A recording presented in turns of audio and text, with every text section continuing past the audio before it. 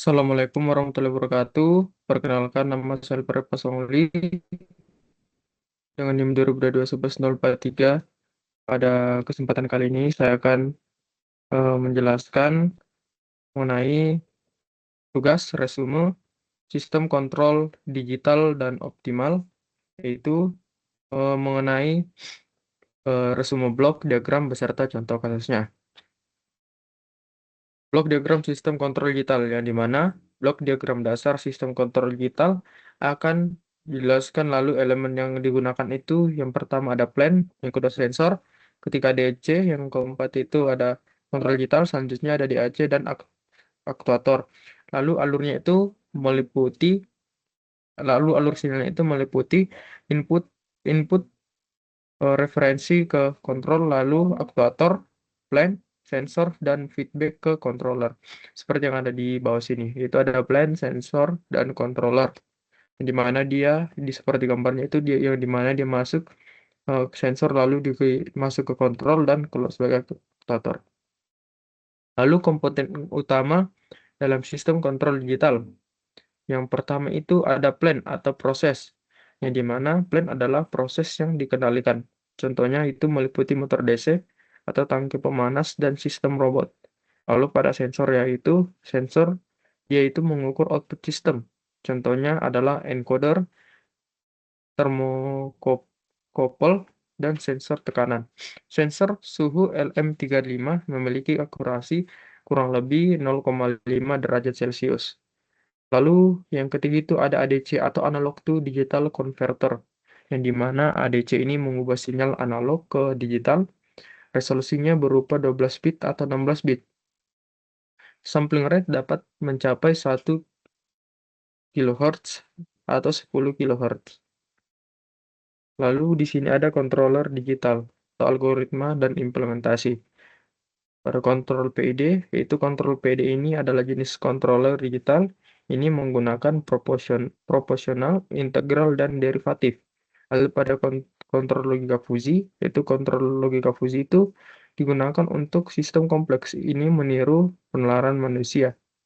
Lalu ada eh, controller MPC, itu model predict control, yang dimana memprediksi perilaku sistem, ini mengoptimalkan kontrol di masa depan.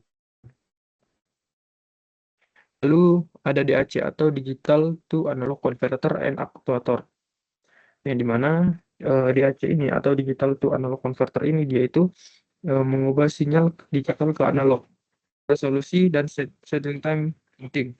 Yang kedua itu ada aktuator, yang dimana aktuator menggerakkan plan. Contohnya adalah motor servo, rate proporsional, dan heater. Lalu di sini terdapat contoh kasus kasus satu. Yang pertama itu sistem kontrol suhu ruangan. Yang pertama ada set point, yang kedua ada kontrol PID, yang ketiga ada DAC, yang keempat ada heater, yang kelima ada sensor suhu, dan yang terakhir ada ADC. Lalu contoh kedua dari sistem kontrol kecepatan motor DC, yang dimana yang pertama itu ada set point, kecepatan, yang kedua itu ada kontrol PID, yang ketiga itu ada DAC, yang keempat ada motor drive, yang kelima ada motor DC, lalu yang keenam ada encoder, dan yang terakhir yaitu adalah ADC. Lalu keuntungan penerapan sistem kontrol digital dan optimal, yang dimana yaitu dia peningkatan akurasi kontrol meningkat secara signifikan, yaitu sistem digital 10 kali lebih akurat, lalu respon cepat, yang dimana respon sistem lebih cepat dan stabil, kontrol digital adaptif dan prediktif. Lalu dia fleksibilitas, yang dimana implement algoritma kontrol kompleks, kemudahan monitoring dan diagnostik. Lalu tantangan dan pertimbangan dalam desain sistem kontrol digital, yaitu pertama ada pemilihan pemilihan komponen, yang dimana pemilihan komponen itu memilih sensor, ADC atau ADC, DAC, aktuator, dan mikroprosesor yang sesuai, yang sangat penting untuk mencapai performa optimal. Yang kedua itu ada faktor seperti ADC atau DAC, yaitu kecepatan pemrosesan controller dan akurasi sensor mempengaruhi kinerja sistem. Yang kedua itu ada sampling rate, yang dimana sampling rate itu harus cukup tinggi untuk menangkap dinamis tanpa menyebabkan alias.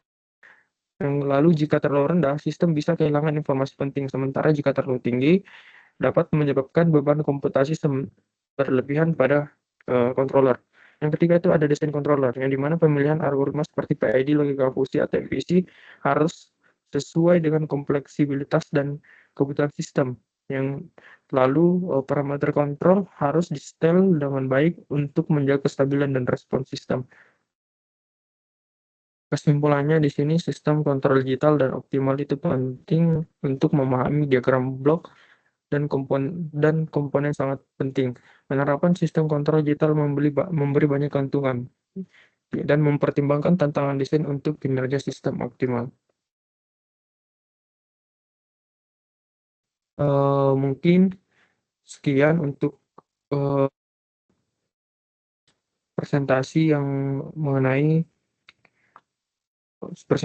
sistem kontrol digital, yaitu mengenai resume blok diagram beserta contoh kasusnya. Mungkin sekian, bila ada salah kata dalam penjelasan atau pemaparan saya pada kali ini, saya mohon maaf. Saya tutup. Wassalamualaikum warahmatullahi wabarakatuh.